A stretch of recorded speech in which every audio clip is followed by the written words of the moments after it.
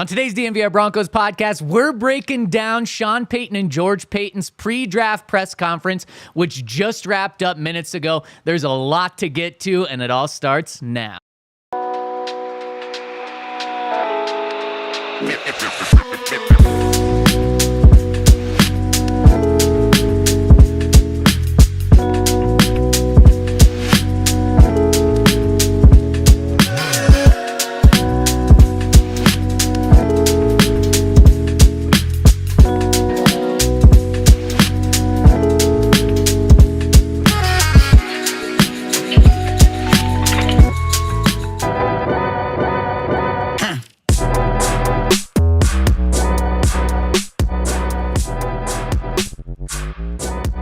Pre-draft press conference just wrapped up, and we are here to bring you the latest on the DNVR Broncos podcast, live from the Toyota Lounge, driven by your local Front Range Toyota stores. And we've got Bennie Fowler on today's show, Ryan Koenigsberg. We got Dion and you here behind screen. Zach Stevens rocking and rolling with you today. Bennie, welcome to like a news sort of breaking down the news sort of pod today. Hey, man, really appreciate it. Love to be on. Obviously, I'm super excited just about joining the team. And DNVR fam, what's good? I'm ready. I'm excited to break down. I was watching a little bit of the press conference a couple minutes ago, and a lot of tidbits in there. Yep, I love that. And Ryan actually feels like the opposite of this one, don't you? Yeah, I always look at this presser and I think to myself, now, why would they say that? And that's what I just have to say to every single answer. And then I try to figure it out. And usually to steal a term from my friend Ken Carmen, I work myself into a shoot trying to figure out how far in between the lines I have to read. Yep. So do you just take what they say and flip it and the opposite is true? Sometimes, but sometimes you have to be like, wait, but that's what they want you to think. Right. So it's all just one big mind F. Well, and so George and Sean, George actually said George has been doing this for 3 decades now and is assistant general manager for 2 decades and as a general manager for half a decade now. And he said this is the most prepared he's going to be for a draft, which I found interesting. And he said, in part because of the continuity with Sean, they've been doing this for 3 years. And we know continuity, whether it's a show, whether it's a draft, whether it's in a relationship, the further you get down, the more comfortable you feel. But I thought that was interesting that he said this is the most comfortable that he's going to be. And that means that maybe they can play a little more games with the media and games with other teams, but I don't think anything's going to top last year in the games that they played. Sean Payton and George Paton, I don't know if they talked about this. I'll have to get to the bottom of it, but Sean came out at the owners' meetings last year and said, he threw it out of the blue. He said, oh man, we had this great workout with JJ McCarthy and we flew out there and that was the one that really stood out.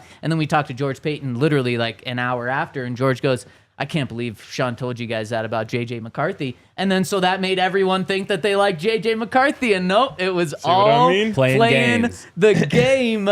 So far this year, I don't think we've got anything to that extent unless they don't draft a running back at all in this draft, because George Paton did come out at the owners' meetings and straight up say, we're going to draft a running back in this draft. So unless that was the lie and they don't draft a running back, which I think would just probably be bad business. But it's going to be interesting to break down. Bennie, for sure. What do you believe? What's a lie? Ryan, what do you believe? What's a lie? So that's how we'll phrase today. I think right now it's all poker faces right now. I think it's very different when you're coming from the quarterback position, where they had a specific quarterback in mind in terms of who they were trying to select. And J.J. McCarthy had some hype around him, but I think Sean and George really knew that they wanted both. So they had to throw out there, they had to put on their poker faces and throw a little bit of misdirection for all of us fans and to be honest, most of just the teams that were actually looking at quarterbacks. But I think when it comes to this draft, I think we are going to draft a running back, maybe 2, and it doesn't necessarily have to be in the first round. They didn't say we're going in the first round and we're drafting a running back, but we are going to draft a running back. So I believe that for sure. We definitely need a running back in-house, and yeah, we need a bell cow. We need somebody to, get over 1,000 yards and to really put this offense, over the top and close the gap even more with Kansas City. Yep, 100%. And so I do believe that George was telling the truth 2 weeks ago when he said we are drafting a running back. And let's start there with the running backs, with the wide receivers, because those were the two positions that we're really focused on in terms of questions and what Sean and George were and weren't willing to say. And when it comes to the running back position, the question was asked, okay, so you guys, George, you've never drafted a running back in the first round, even dating back to your general manager days in Minnesota. And Sean, you've drafted a running back twice. And Sean said, I've drafted Engram and who else? I think it's only one. And then it was like, oh, Reggie Bush. And he's like, oh, yeah, the number 2 overall. Yeah. But then what was really funny is in his answer with a straight face, I think he was a little embarrassed for forgetting Reggie. He said, I'll never forget drafting Reggie Bush. It was like, I had a little smile on my face, like, you just did forget about drafting Reggie Bush. But that was his very first draft. Maybe does he not see Reggie as a running back? Maybe he didn't. Maybe he saw him as the ultimate joker, punt return, kick return, reverses, little bit of slot, and then also in the backfield. Maybe he just in his mind he just forgot. But maybe I don't know. Come on, Sean, what's going on? How do you forget that pick? Seriously, I mean, I feel like it'd be easier to forget Mark Ingram in the first, right? No, he's coming off the Heisman. Was it Reggie? That's probably Reggie was a lot longer ago, though. I think Reggie was 2006, his very first draft, and I think Engram was 2011. Okay. So yeah. I mean, 5 years different there. The crazy thing about that was Cam Jordan fell to the Saints in that draft. They didn't think he was going to fall, so the Saints grabbed Cam. They wanted Engram with their pick in the same draft. Yes. Wow. That's at least what Sean was saying on the press conference today. Maybe we need to fact check that one. And then he said, so we had to pass up on Engram because we just couldn't pass up on Cam Jordan. And then so we traded back into the first round to go get Engram. Maybe that's something that happens this draft. Sign me up. Especially with maybe it would have to be with Omarion Hampton or TreVeyon Henderson. Obviously, if that's Ashton Jeanty there at 20, you're taking him. You're not passing up on him. Jeanty's out. Yeah, probably. Let's kill it. I think man. on the player's perspective, we talk with GM Mike Tannenbaum, and he talks about Henry brings up Ashton Jeanty, and Mike Tannenbaum kills those dreams right then and there. He said, absolutely not. He is going to be gone by pick 7, and definitely a top 10 pick. So we're looking at Omarion Hampton, which he did actually talk about saying can be a franchise changer and can be an incredible just compliment to this offense, to Bo, to our offensive line, to our receiver group. So he had nothing but high praises. And I like TreVeyon Henderson as well in terms of what he can do out of the backfield. But we're definitely going after a running back. And I'm excited the fact that we are going to have a running back that is going to hit the hole hard. It's going to be one of Sean's picks, somebody who has great hands. It's going to be exciting. I think, it'll be a bell cow type of back. I love that. And one of the things that Sean just straight up said today when talking about the Broncos draft plans for this year, he said, quote, there will be focus on the running back position. Ryan, is that too straightforward? Is it too obvious? Or is it so obvious that it's okay that he stated the obvious? I think both. What? Again, you really got to go. I think that they are going to draft a running back. I think that that's pretty obvious. Mm-hmm. I think that there might be they might have interest in making someone think they're going to draft a running back higher than they are. I believe that. Mm-hmm. So maybe Henderson is their guy, but they want someone to think Hampton is their guy. Yeah. And so they're like, yeah, please jump up to 19 or, trade us for 20 so you can go get Hampton. We'll fall back 3-4 spots and we'll get Henderson. Yeah. So I like that. I think what's unique about just Sean and George, and just what I took away from the press conference overall, is the process and the due diligence that they're actually doing. And just because ESPN has Omarion Hampton or TreVeyon Henderson mocked to us or mocked as first-round picks doesn't mean that Sean and George believe in that. If they think that there is a running back in the second round or third round that can actually fit the scheme better, they will go and they will wait. Yeah. You think about Alvin Kamara. Where did he get drafted in the third round? Third, yep. Yeah, third round pick who ends up turning into be, all purpose, all special type of back. Yep. And so Sean has that ability to scout and see that and have a vision. And I think he did mention that in the press conference. He talked about a vision. Now I know Sean has a vision for his offense and how he wants things to be ran. And him and George are having those conversations and dialogue.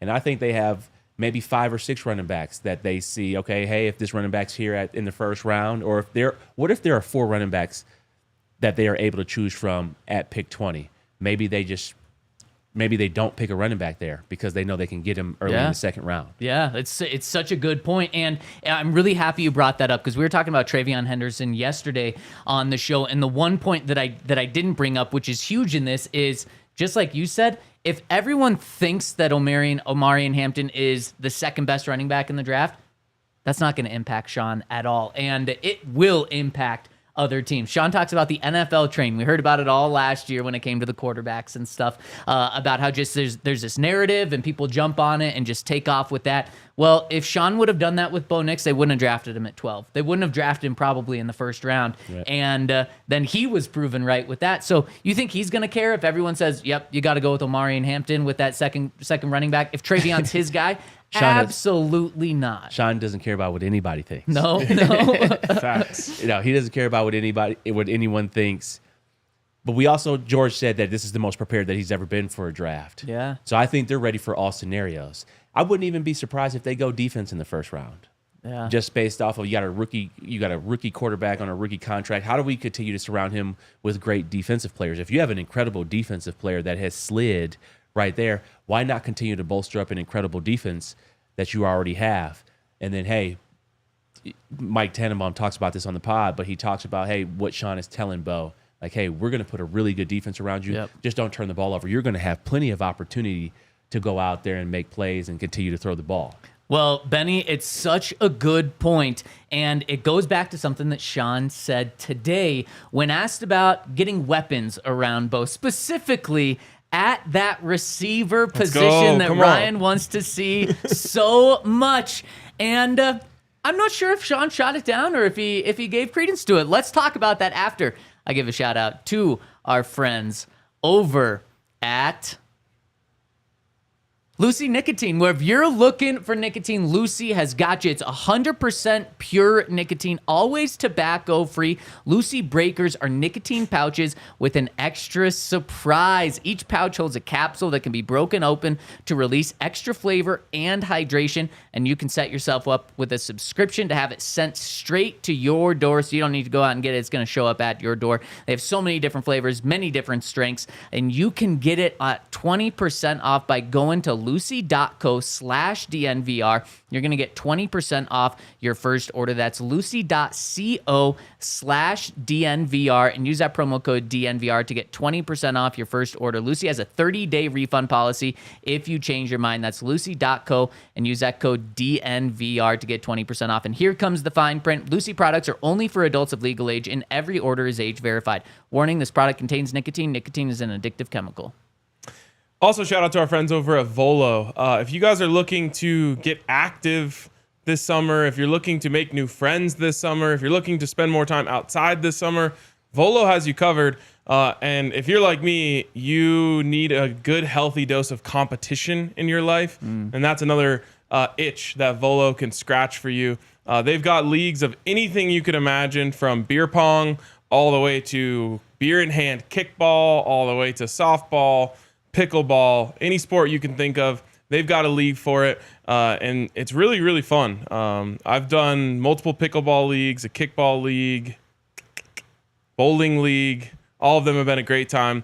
So if you're looking to do something fun this summer, go over to Volo and use the code DNVR10 for $10 off any Volo Denver league. And shout out to everyone tuning in with us. Hit us with a thumbs up and subscribe, because Benny has that interview with Mike Tannenbaum, which is great. I got to watch it already, and it's really good. So much inside info. Advanced screenings over here? Yeah, exactly. Yeah, I got the private ticket. And one of the things, and I told this to Benny yesterday, but Benny asked great questions, but one of the things that takes his interviews over the top is he makes it conversational which not only makes it just better to listen to, but it makes it so that people are more comfortable and they give out some more information, not necessarily things that they shouldn't say, but like they just get more comfortable and it doesn't feel like a traditional interview. And then Bennie has some good insights himself too. There was one that I need to go back and ask you about on this show because I was like, whoa, I don't think that story's ever been told before. And I think it was about you and Sean too. Oh, yeah. So we need to go and take that out. So if you subscribe, you'll be able to watch these because these drop on YouTube over on the video section. So make sure to check that out. And of course, we've got our Die Hard sale going on. So much stuff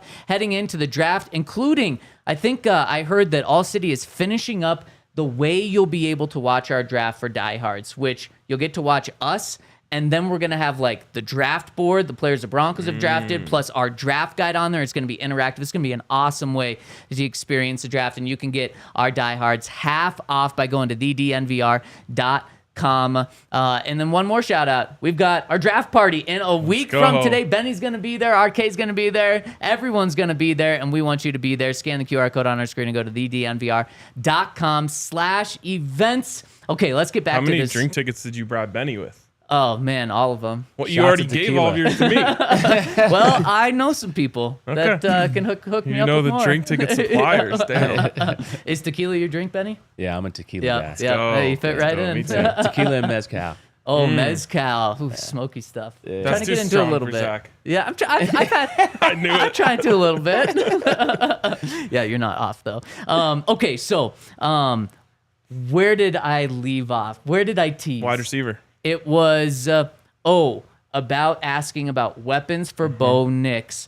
And Sean took a step back and said, look, I know you want to get players around Bo Nix, but the best thing that can help a young quarterback, or any quarterback for that matter, is a great defense and a great running game. And he said, it doesn't mean you don't surround him with, the weapons that you're talking about, but if you are going to take a quarterback off the high dive and ask them to not do so much and put too much pressure and stress on them, you give them a good defense so that they don't feel like they have to go out there and score 35 every game. And then you give them a good running game so that not 75% of the offense falls on their shoulders. You're kind of smirking, Benny. It makes me so happy to hear something like that because it also goes back to the philosophy of what is right for Bo? What is right for this team? How do we close the gap in the AFC West? How do we now go into a Buffalo next year and win that game? Well, we want to throw the ball all around the yard, and we were able to complete the touchdown pass to Troy Franklin, but we couldn't stop them. Our defense couldn't stop them. So how do you continue to surround more players with Bo on the defensive side of things? You add to Dre Greenlaw, Talanoa Hufanga, but if we have an incredible player that's sitting at 20, why not draft that player that can make an immediate impact, especially if it's on the D-line, maybe, something in the secondary. But if you have a player on the D-line that can make an immediate impact, that can stop a Patrick Mahomes, Herbert in this division, that's going to help Bo get even more opportunities. And I also love the fact that Sean talked about the importance of the running game. We saw here, and I've seen actually with Sean, just, playing for Sean in 2020, the importance of the running game and us having Alvin Kamara and Latavius Murray and an incredible offensive line. Drew Brees couldn't really throw the ball past 30, 40 yards at the max, and we won 13 games. Now, I'm not saying Bo is Drew Brees, but Bo is a great player. And what he did as a rookie and the touchdowns he threw, the yards he threw for, if we can take his rookie year, and obviously he will make a big jump from year 1 to year 2, but if our defense plays even better and takes it up a notch from the top 5 defense to a top 2 defense, Bo is going to have that many more opportunities. And if we have the running game on top of that, we will be on the field a lot and we are going to score a lot of points. Yeah. I mean, it's a great point. I think personally that the defense is at such a point right now that's like they're already there when it comes to helping Bo Nix and what they can do. Now, obviously, better defense, better team, better record, better everything. But I think, at least for this current Broncos roster, the running game point that he made is a big difference in how much nailing that would help Bo Nix versus getting a really good defensive lineman. Like the defensive line is already good. I know there's the future that we're talking about. I'm sitting in Henry's chair. I got to make sure I talk about the fact that 3 guys are on expiring contracts. But to me, it's like if you were to get the running game solid and strong even, that would just be automatic for Bo Nix. And the one that I always point to in this case is Ryan Tannehill. You know, everyone talks about like, oh, he revived his career after being a bust or whatever. It's like, no, he was playing with Derrick Henry, and he didn't really have to do anything except for complete play action passes to guys who were wide open over the middle because the linebackers were at the line of scrimmage. Who do you like at running back? I mean, Jeanty, obviously. Jeanty doesn't count. We can't unless we trade up for him. I'm talking myself into Hampton more and more. I'm not fully sold. We've talked about how there isn't a Hampton guy on this spot. Are you the Hampton guy? Do you love Hampton? Love, no. Okay. But I think dynamic speed, and he can catch the ball. Yeah. And I think Sean can unleash other things that we weren't able to see at a North Carolina. Yeah. So it's more so that I believe in Sean and what he can do for a player than actually the player. Like the player gets me only a little bit excited, but I think it's when it comes down to the draft. I mean, I've seen really good players, you know, don't have great coaching. I've seen, you know, Shane Ray here, first round pick, poor coaching. Obviously, he had some injuries, but you know, it doesn't pan out. Yeah. Then you have a Shaq Barrett that pans out. Yeah. Like Cody Latimer, second round pick, didn't pan out. Was it coaching? You know, just different. Do they really fit into the system and the right thing? So I believe more in Sean in terms of that. Yeah, and I mean, that's how I felt when the Broncos drafted Bo Nix. You know, and that's how I would feel if they drafted Omarion Hampton. Yep. It's like, okay, wasn't my favorite option, but I'm not Sean Payton. He's not going into my offense. It's going into Sean Payton's offense. Why would I not at least have belief that there is a reason they did this and that it's going to work? Well, and then especially when it comes to the quarterback position, because he's had so much success with Drew Brees in the past, but then also the running back position. The 2 running backs he's taken in the first round, both hits. With Mark Engram, with Reggie Bush. Was Reggie Bush a hit? Not a home run. Yeah, he's For a number hit. two overall. They won a Super Bowl with him as the main running back. I'm just asking. I think it's fair. For the number 2 overall pick, no. And it was an upset that he didn't go number 1. Yeah. Yeah, he fell. He fell to them, which is kind of crazy. But as a player, it is kind of 2 questions because he was a good player. Yeah. But was he worthy of, especially for a running back being number 2? No. Yeah. No. Yeah. So maybe half and half there. Alvin Kamara was a monster hit. On the other hand, like good value in the third, turned him into that guy. So I do trust Sean when it comes to the running back position. And when it comes to the running back position, George Paton said despite not taking one in the first round, he said, look, I got lucky in Minnesota. Why I didn't draft a running back in the first round is because they drafted Adrian Peterson the year before I got there. And so didn't really need to draft a running back in the first round. And then Sean stepped in and said, also, he did draft a first-round running back. He just got him with the first pick in the second round with Dalvin Cook there. So so George said, yeah, I'm open to the idea of taking a running back in the first round if that player is worth it. I mean, Dalvin Cook, I mean, that also gives me a little bit of comfort in terms of how they're thinking about the draft and how they're thinking about talent, because Dalvin Cook, he had a great career in Minnesota. Yes. Like, if we get a running back at 20, or even if we trade out of the 20th pick and we get something like somebody like a Dalvin Cook or Mark Engram, we will take that all day. Yep. Yes. We will take that all day. And so where do you think, real quick, where do you think Ashton Jeanty is going? Man, I think Raiders 6. Raiders at 6. If he doesn't get picked at 6, Chicago. Because Ben Johnson needs that type of back. Yep. And like, they already got the offensive line set. They're set at quarterback. They got, you know, decent receivers. So I would just see him going to Chicago. So Chicago's at 10? 10. Yep. Would you trade this year's first, this year's second, and next year's third to get up to 9? To get Jeanty? Yeah. No. Okay. Because we're playing, I'm thinking long term here. Like, and I think the next step is now winning a playoff game and then possibly winning the AFC West. I think we'll have a legit shot. You know, I don't know. You know, Kansas City's obviously really good. We're not there talent wise, but we're knocking on the doorstep. And I believe in Sean. and the way he drafts, and George Paton and their connectivity and communication and continuity. And then also, I need one more. I need a year with Sean and George with no Russell Wilson cap hit. Let's see what else we could do in free agency where we have even more money to spend. So I would pause on just giving up picks. Yeah. So it's not Super Bowl or bust this year. No. No. We got, Which is fair. We got Bo's going into a second year. We got a 4-year window. Man, today, I think it was at the start of the press conference, Sean said something along the lines of, I'm not afraid to set high expectations or to like make my high expectations known or something along those lines. And I thought he was then going to add like, we're going for a Super Bowl or something, but he stopped himself. He held off because that definitely would have been the story. But in Benny, you might be right. I mean, in terms of just realistically thinking about it, Broncos still have $35 million in dead cap this year. Yeah. And so winning a playoff game would be the next step. And then when you free that up and you've won a playoff game, you've made the playoffs 2 straight years with a young quarterback, then year 3 with more money, that's when you can really start thinking about it. Yeah, when did Patrick Mahomes win his first Super Bowl? Year 3? Yep. Lost the AFC Championship in his first year starting and then won it in year 3. There is no substitute for experience. You don't just jump straight from, a 10-7 win season going to the playoffs all the way to making a playoff run if you don't have that experience within the locker room.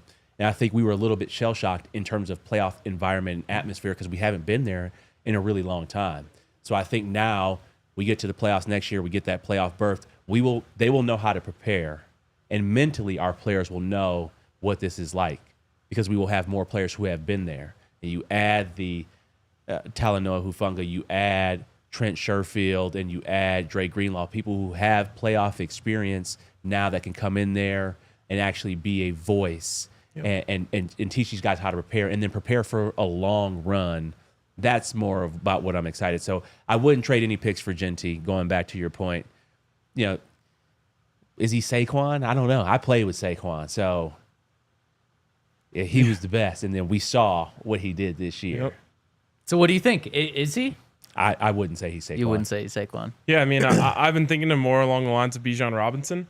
And really good player. Even then, it's like if the Broncos had Bijan Robinson going into this year, I would feel really good. Really great about what was about to happen. And Ryan, Bijan was the 7th overall pick. That's where I'd put the line for Jeanty. I'd put it at 6.5. I don't think he's falling. But do you past think the Atlanta's Raiders. happy with that pick? Yeah, you got a good player, but like they didn't really do anything in a division where it was up for grabs. Yeah, and it will continue to be up for grabs. I think that time will tell on that one. Like, what if Penix hits and they're balling out this year? Then I think they're probably going to feel great about Bijan. Yeah, and having Bijan in that backfield in the same way that we're talking about helping Bo Nix, like they're confident that they already have that for him. And which way does he trend? As a rookie 2 years ago, I think he had 900 rushing yards, and he did contribute out of the backfield a couple hundred yards. Good season, but worthy of the 7th overall pick? No, but last year, I think he went out and had 1,700 yards from scrimmage and like 1,300 rushing. If he continues that or picks up from that, then 100%. So this is kind of it's not a make or break year for him, but it's like, okay, was this pick worth it or not? I played with Saquon his rookie year, and he had 2,000 yards from scrimmage. And it was easy. Didn't he have 100 catches or 95 or something like that? Crazy. So that's insane. He's different, man. You were mad at him for taking catches away? No, not when you watch him practice. But that's what I would want to see if we do trade up for Jeanty. Yeah. That's what I would want to see. I would want to see the wagon. I need 50 catches, and then I want at least 1,200 rushing yards. Oh, has to be. Has to be. I if we're completely gonna trade all those picks to get him. Yep, I totally agree. And Sean, on if it's worth it drafting a running back in the first round, he said, quote, if you have a real clear vision for how you wanted to use them, I think it's just the team's feeling for how good that player is. And then he circled back and said, so it's 2 things. How good is the player? And do you have a vision for them? Sean has a vision for a running back in the first round. Yes. There's no question about that. So you put that aside. Does Sean think one of these guys is worthy of a first-round pick?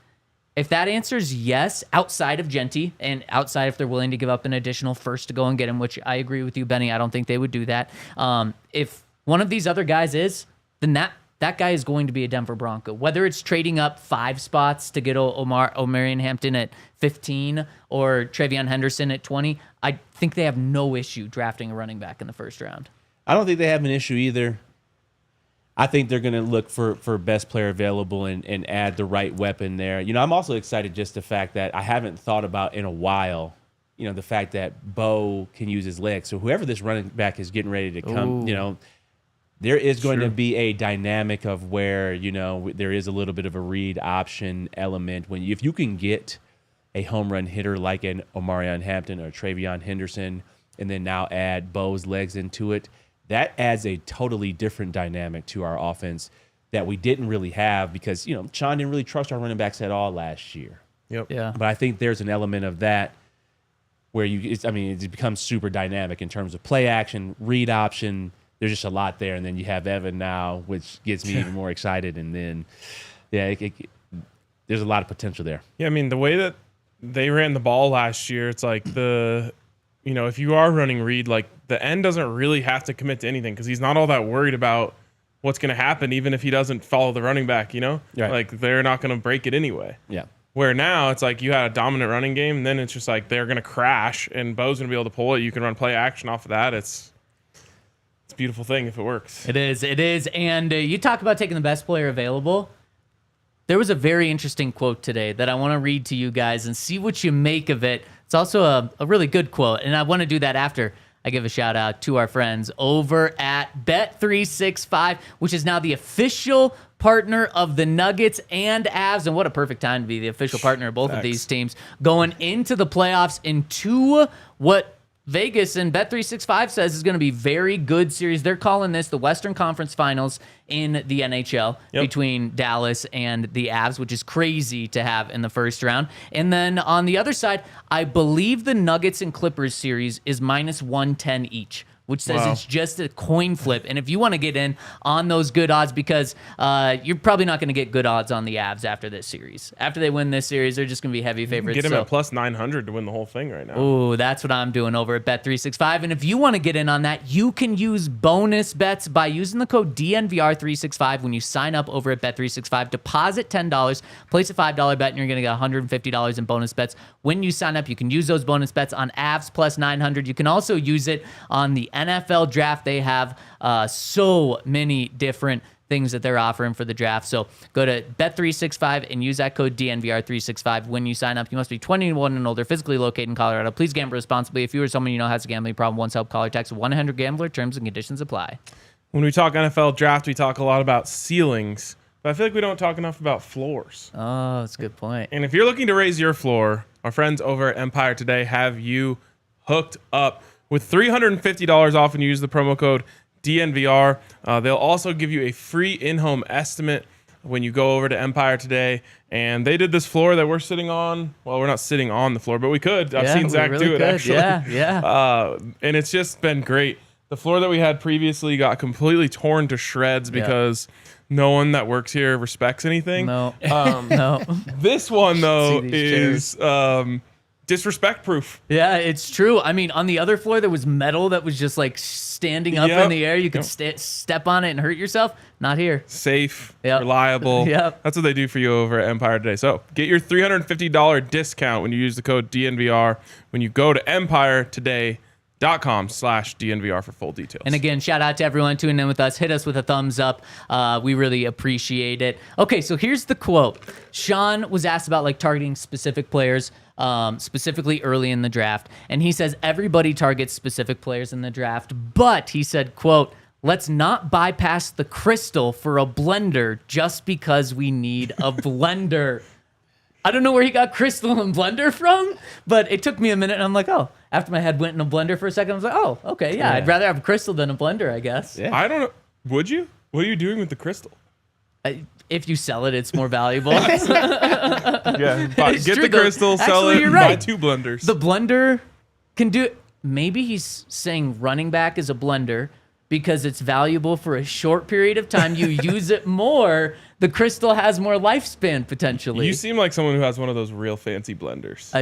Yeah, You got NutriBullet? What you got, NutriBullet? yeah, exactly. No, Vitamix. Yeah. Oh, yeah, you got the Ferrari, bro. That's crazy. Yeah, trying to be like Vaughn there. I also have that Ninja Creamy. Oh, I Do you have a that Ninja too. Creamy? No, what's that? Oh my! It pretty much Turns anything into ice cream. Yeah, exactly. Okay. And like, so it's meant for like, I don't know if it's meant for this, but a lot of people use it for like healthy ice cream. Yep. Okay. So it's like protein powder in almond milk, and then you freeze it and blend it, and it is like the consistency of like a soft serve ice cream. My problem with it is like, I've got to think about what I want for dessert 24 hours from now. Right. Because you have to freeze it for 24 hours. Yeah. Yeah, it's Okay, just like, gotcha. I want to be able to do it instantly. But apparently they just dropped a new one that's soft serve. I might have to. That is so good. It's just like the soft serve protein ice cream with Yep. like no carbs. Oh yeah. Yeah, so maybe actually Sean was saying the blender is the way to go because of everything that this can do. But so that plus what we heard about like Sean giving credit to George for getting Dalvin Cook, even though he's a first round running back, trading up into the first pick of the second round to get him.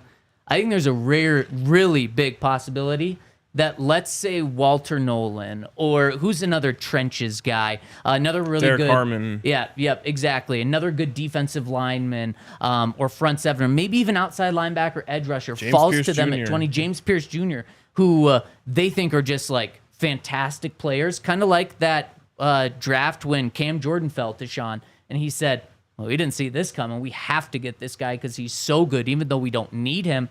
They draft that at 20, and then they use 51 and a third, or 51 and next year's second, or 51 next year's third to move up into the first couple of picks in the second round, and then draft either Omarion Hampton, who falls, or TreVeyon Henderson, who falls right there. The draft is always so unpredictable, and that's one of the things why, I agree with what Ryan was talking about. Like, yes, Sean and George are talking about running back and the need there and need for weapons, and that's what all the mocks are saying, but they might not actually be thinking like that internally.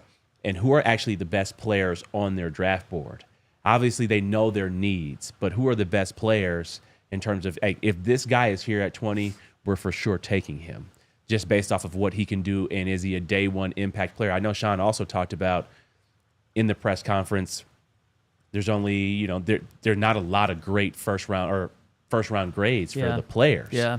So that means they have a ton of second round grades or third round grades on players. So why spend a first round pick? Why might you trade back, get more picks, maybe get a couple of running backs in the second round, but you get that defensive player that you really want at the end of the first round? I think they're playing their cards close to the chest. But then George also talked about he's been talking with every GM in the league right now. So I don't know. Who knows? Maybe they do trade up to get Jeanty. One of the things I've learned over the years covering this league is like, I would think that no one would have any reason to talk about anything.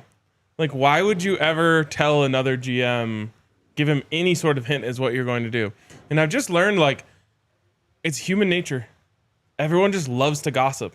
What are you doing? If someone tells you, like, Do you hear don't what he's tell doing? anyone this, the first thing you want to do, you're just like, dang, I really want to tell someone about this. Like, I have to try Before hard you not even to. hear the news. I also think it's people do that on purpose. Hey, don't tell anyone, but they really want you to tell somebody. It's a good spin if you get caught for telling someone. I thought you said that as like a reverse. No, I just think that people love to gossip. So what do you like? Who do you like? What do you like? What are you thinking? And for whatever reason, people just love to, maybe divulge more than they should. And I think the GMs actually probably do get decent information. Now, I also think that Sean Payton is like an elite player of the game when it comes to this. Yeah. And so he probably loves talking too, but he goes in with a game plan of how am I going to manipulate this person? Yep. And then George, he also has relationships with everyone. That's one of the biggest perks about George is he has good relationships with every GM, with every agent, which means he feels like he can talk freely as well. So he says he's talked to every GM this week about potentially trading up or down. Next week, the conversations intensify. And then on draft day is when it really takes that step up. So they are talking about trades. It's not like that door is completely closed there. You just don't know if it's up or down. With Sean Payton in the building, it definitely means it's up, not down, because Sean Payton doesn't trade down, especially when he feels like he's in a win now window right now. But then Sean talked about how one of the things you have to do, because you talk to every team, but you have to identify the teams that never do business and never trade back. And you have to identify the teams So the Broncos. that are always, yeah, exactly. You have to identify the teams that are willing to do business and that will trade up. So a fun exercise over the next couple of days would be looking at like what regimes in the past have traded down, have traded up, are willing to trade. And then that can identify, okay, the Broncos can get to 13, the Broncos can get to 9, the Broncos can get to 5, where that fits there. Yeah, so there's another interesting quote, and I'm sorry if I'm telling this before you wanted to. No, everything's But George open. Paton said, we think that you can get a similar player at 20 than you can get at 10. Yeah, And I found that to be really interesting. yeah. But here's going to be my spin on this for the people who still want to believe in Ashton Jeanty. You know who's at number 9, one spot before he said that? The Saints. The Saints. Maybe there's a conversation with the Saints who, let's just say the Saints want Shedeur Sanders. Yep. Very Maybe there's a realistic. conversation with them that says like, hey, if Shedor's not on the board, we'd love to, and Ashton Jeanty is on the board, we'd love to jump up here and you know get him, and we'd be willing to offer this package. Yeah. And obviously the Saints and the Broncos would have, you know, a working relationship given Sean's history. Yeah, that's a really good point. Yeah, that's an easy phone call for Sean. Calling Mickey Loomis. Yeah. I just don't see Jeanty being there. Yeah, But no, I hate to kill the dream. Well, and it could, Sliding to 9 is crazy. technically it could be anyone, right? Like, but I just felt the 10 to 20 thing was interesting. It kind of said like, if we're trading up into the top 10. So we think that's where the drop off is. I didn't read it that way, so I like hearing that. I heard that as Sean, don't even think about trading up. The same player is going to be there at 20 as is there at 10, but maybe it is that. And Sean and Mickey have such a good relationship that when George was talking about George Paton at the owners' meetings 2 weeks ago, he called him Mickey. He just sees him interchangeably Sean now. called George Mickey. Yeah. Wow, that is hilarious. Don't do that with a woman. That's Come on, Sean. Well, some of the things that you would do with a woman, you would like drink out of their water bottle, right? Sure. If it's like your girlfriend, Yeah. right? I'm taking this somewhere. Don't Yeah, worry. it's just- The look on your off face. to a weird start. Sean was talking about how close he and George are at this point in their relationship and where they are heading into draft season. That he says they're always right next to each other. And he said in a draft meeting a couple days ago, we were sitting right next to each other, and I just happened to drink out of his water bottle in a draft meeting. So What, on purpose? I don't think so. It didn't really seem like it was on purpose. That He might makes have been me big timing. That's mine now. it makes me excited to hear. I know I keep going back to this, but as a player, you want that organizational alignment. And when you have that organizational alignment, you can pick the right players. And there's not a lot of bickering back and forth. And we saw this with the Nuggets recently. Yeah. You know, to give a real life example of the GM drafting players and the coach not liking the players that were drafted or liking the players that were picked in free agency. So they're bickering to the owner, and the owner's just like, all right, well, I'm done with both of you. Yeah. I love the fact that George and Sean are having these conversations, sitting right next to each other, bouncing ideas off each other. Hey, Sean, what's your vision? Tell me everything. Hey, okay, I have a scouting brain, and I have the scouting eye. Here are the players that you're talking about. Look at these players. What do you think about these players? Okay, what about these situations? And now they're just talking. Now it's all situations. Now they're just going through the next week of, hey, okay, if this player's here, how do we feel about this? Are we strong on this? Are we not strong on this? How do we feel about this player? Hey, what if we trade out of this? What if we go, trade back into the late first round, get a couple more picks? How are we thinking about things? Okay, if we don't get this type of player in the draft, what are the other free agency options out there? So I think right now they're just having, I love the fact that they're having those dialogues back and forth every single day, because that is what creates a really good team. And I love that you pointed that out, Benny, because that dynamic isn't appreciated enough. Yep. That dynamic is really only talked about when it's bad, when the Nuggets fall apart, when an owner is way too Oh, the Nuggets controlling. didn't fall apart, all right. The head coach and you're right. The head coach and office. front Yeah, office front office relationship fell apart. But that's really the only time when you talk about it. And it's just like the same thing with ownership. When ownership's good, you typically don't talk about it that much. In 10 years from now, if this ownership continues to be as good as they've been in the first 3 years, which I believe they'll be, we're not going to talk about it much. But how often is Jerry Jones talked about in Dallas all the time because just things are going wrong. I didn't even know how much he was talked about until we launched DLLS. And so I can't even imagine. I It's think part he's of every talked about- conversation. That's crazy. Jerry likes it like that, though. It's true. Of course. Of course. Egomaniac. It's so true, though, that it's almost assumed Yeah. that everyone would just have winning as the ultimate goal and be willing to do whatever it is. Yeah. And like the Calvin Booth, Michael Malone situation makes you wonder how many other places are the coach and the GM pulling different directions. Yeah. It's more like that than others. It's more like that than it is with what we're seeing now with Sean and George Paton. I know Sean had the same working relationship with Mickey Loomis in New Orleans, and they were able to draft really good players every year, and they had a draft philosophy. And I don't know if they hit on every draft pick, but when I think about the draft picks that they hit on, I mean, you think about Kamara, you think about Engram, you think about Marshawn Lattimore, you think about Marcus Williams, you think about Malcolm Jenkins, going back to Malcolm Jenkins, Cam Jordan, who was the guy that led the league in sacks this year, Trey Henderson. They're hitting on players in first, second, third, fourth, fifth round, Marcus Colston, Robert Meacham, so when I think that's what we're getting ready to see here in Denver, Sean's third year. This is going to be an even better draft, I believe, this year than the previous 2 years. And then even going into next year, obviously, I don't want to fast forward past this season because this season is extremely important. But next year's free agency will be huge for the Broncos without that $35 million dead cap. So we're seeing the long-term vision play out, and Sean has that vision, and that's what you love. That's what you want out of a head coach, and that's what you want out of a general manager and an ownership group, all trying to move in the same direction. Dallas Cowboys, they have a marketing and a branding football team, football secondary. It's all about the brand and Cowboys brand.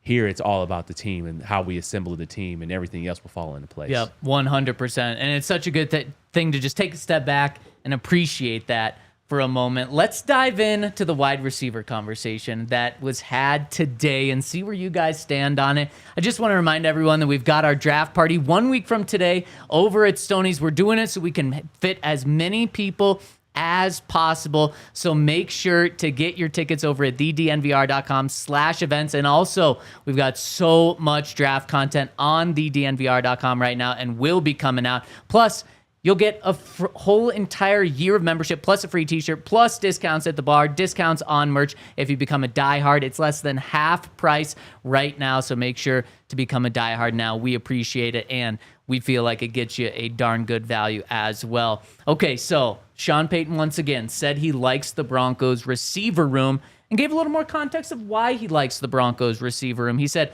"We drafted 2 receivers last year. The good news is after the first year, we really like their progress." Then he's pointing to Marvin Mims, and he said, "We also got a guy 2 years ago who we really like, and he took a big step from year 1 to year 2. And we expect and hope that the guys last year take a big step from year 1 to year 2. And then he said, "Cortland is such a positive role model and leader for the guys."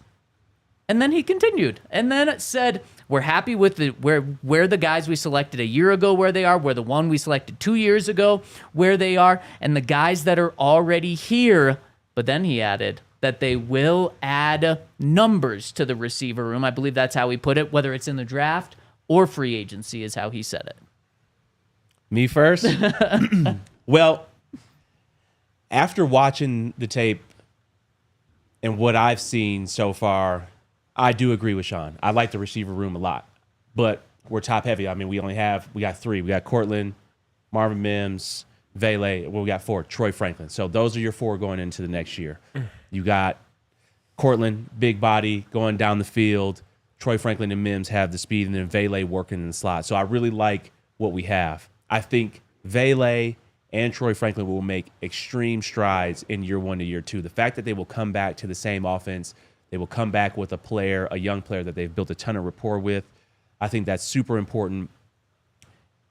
And Evan Engram is now a part of that receiver room. And that also adds a different dynamic. So we still need that route runner. We still need that 3rd and 3, 3rd and 8. You know they're getting the ball. You still can't stop it. We need that who is going to separate. I don't know if it's in the draft or if it's in free agency, but we need that type of player. And I know it's Matthew Golden from Texas. You're high on him? Yeah. I think he's got the best hands in the draft. Elite ball skills. Well, besides Travis Hunter. My bad. After Travis Hunter, best ball skills. I think we talked about it on the pod last week. All hands. I mean, he's on the all hands team in terms of catching the ball, the way he catches the ball on the sideline, the way he catches the ball and runs through the ball. Those are skills that are hard to teach. You can't just teach that when you get to the NFL in terms of running through the ball. And I think Matthew Golden has that. Ibuka from Ohio State, I really like him. Those are the first two guys that I like in terms of receiver, in terms of this offense.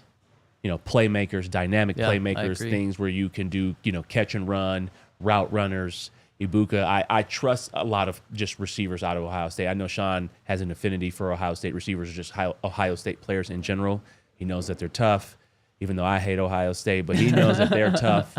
And they have a really good receiver coach, Brian Hartline, who was a great player at Ohio State. I think he played a little bit in the NFL. So, I would love to see us add some receiver talent.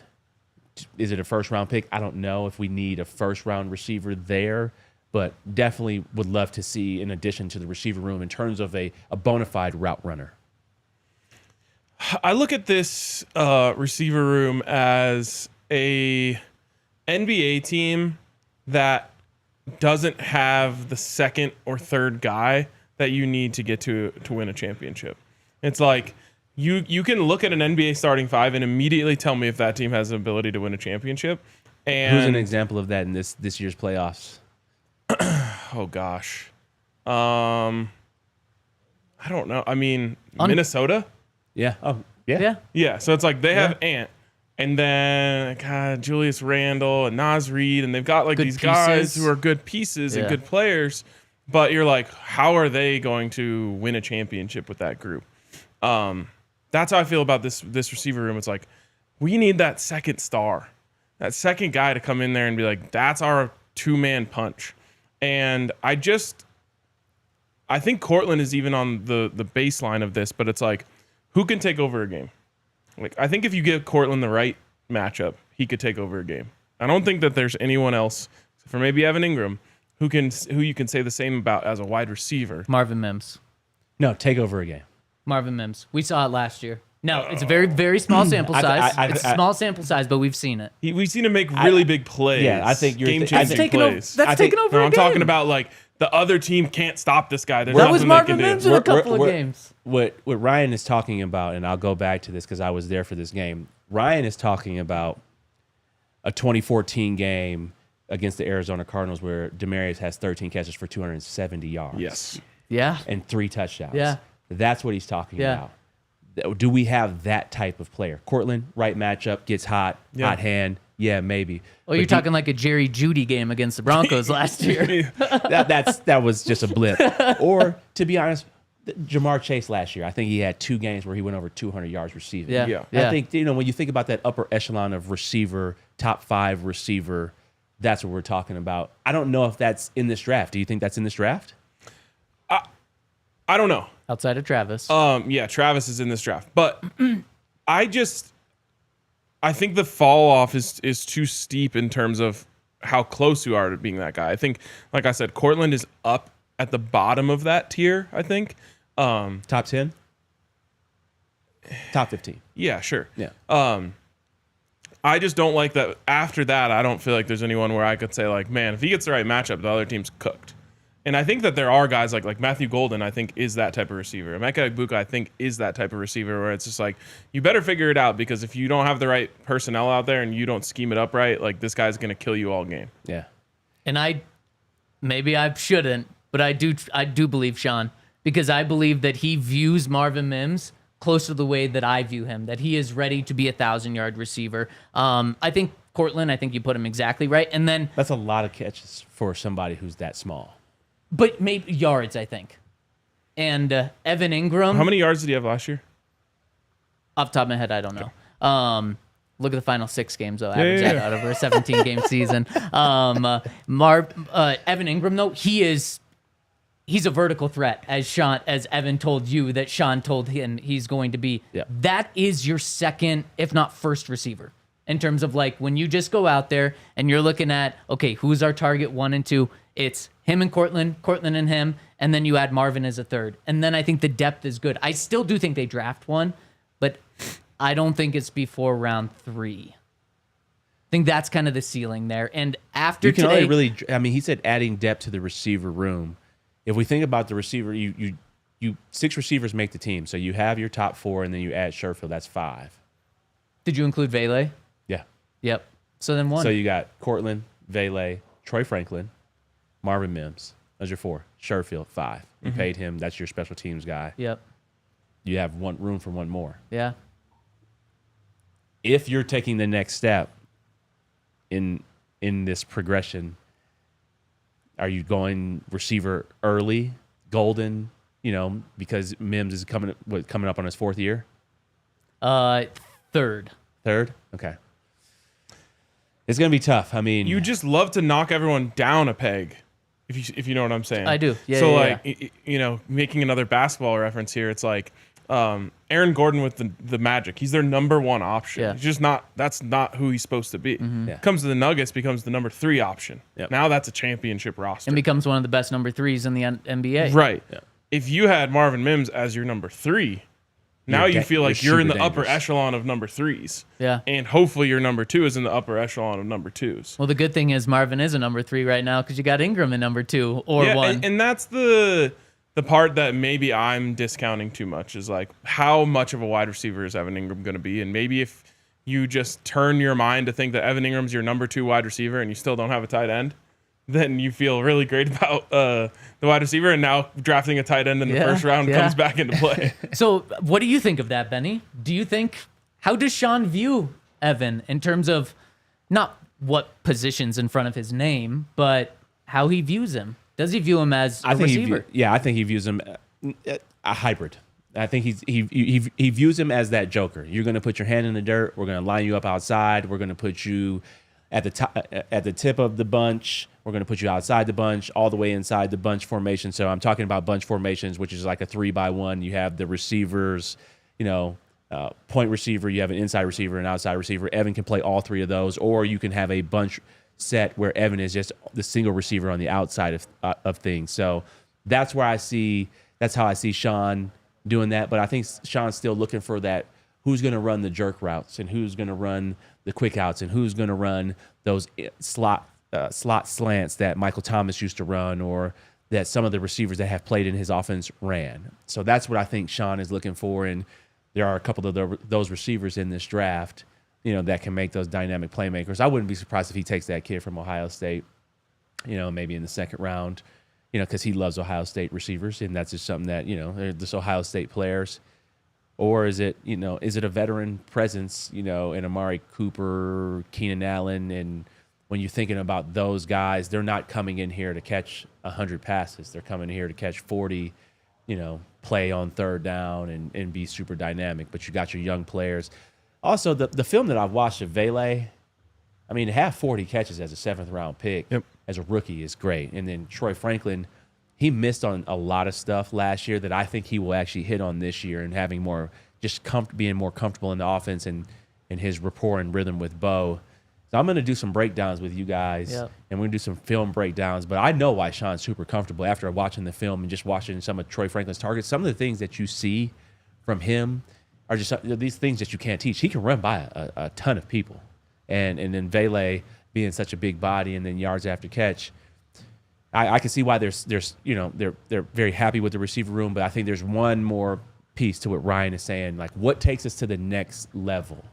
And what if you have a 1A, 1B, a Cortland-ish type of talent, where it's like, all right, we got super dynamic receivers at 1 and 2 with Evan Engram. So Benny, 1 week out, is it a receiver in the 1st round? No. No? Let's go, baby. You make me feel more comfortable. No. Ryan, 1 week out. After this is the last time we're going to talk to George and Sean. What's the plan in the 1st round? What happens in a week? I think that they make a very real and serious effort to trade up into the top 10 to get Ashton Jeanty. And if that doesn't happen, I think they go wide receiver. Okay. Who? Egbuka. Egbuka. Okay, I like it. By the way, Mimsy last year finished with 503 yards. And you're right. Starting with the Cleveland game when he had 4 catches for 105 yards, 3 catches for 105 yards. Sheesh. He would have been on pace for a 1,000-yard season, and a bunch of touchdowns too. The only thing that I really don't like to see, which I've kind of just blocked this game out of my memory entirely, 2 catches for 12 yards in the playoff game. Yeah. Coming out of that Cincinnati game, it was kind of like, oh, this is the emerging star. Feels like it was a little bit too easy for Buffalo to just be like, not today. Yeah, really, really good point. And it's going to be interesting because I think he is the key for how Sean views this. If they need a first-round receiver, second-round receiver, or if they can wait till day 3. We're going to wrap up this conversation over at DNVR.com in overtime, so join us there for the last couple minutes of this show. Benny, a week out. What do the Broncos do? I think they select Omarion Hampton with the 20th pick of the draft, and the Broncos have their running back. Sean is very excited, and he is now drawing up different plays and, just the dynamics and the misdirections of the screens. Omarion Hampton in the backfield. I actually saw something on the 33rd team where they had Omarion Hampton, Bo, Evan Engram, Cortland Sutton, Mims, Vele right there, and that's your starting offense. Those are your starters right there in terms of just think about the explosiveness now where you have that screen that Sean calls for the running back, but you got Mims coming in motion, you got Evan and Cortland running down the field, and then you dump it off to Omarion Hampton for a 40-yard touchdown, little screen pass, little dump off from Bo to Omarion Hampton, or just some of these dynamic runs, 15, 20-yard runs. We need explosive runs and explosive plays, and I think that's what Sean and George are going to do. I think Sean wants to trade for Jeanty. I just think he's going to go too high. I think there was a Franz mock draft yesterday that dropped the monster mock. He had him going at 5 to the Jaguars, and I just don't think that the Broncos are going to be able to get there. So I think kind of the vision that I talked about earlier, I think some player that they didn't expect to falls to them at 20. They draft him. Defensive lineman, we'll say Walter Nolen, then they trade up in the second round to get TreVeyon Henderson there. So I like them all. We got one more week to continue to break this down. We got one more show today or tomorrow where we're going to be talking about Ashton Jeanty because Ashton Jeanty has said some fascinating things about the Denver Broncos that might make a trade-up seem more realistic. We're going to get to that tomorrow. Shout out to Benny for rocking and rolling with us today. Shout out to everyone who joined us on a later show so we could break down the latest news. Hit us with the thumbs up. Subscribe. Make sure to stay tuned for Benny's interview with Mike Tannenbaum. It's great. You're not going to want to miss it. And that'll do it for us today. We'll see you tomorrow. We all silly like the mayor.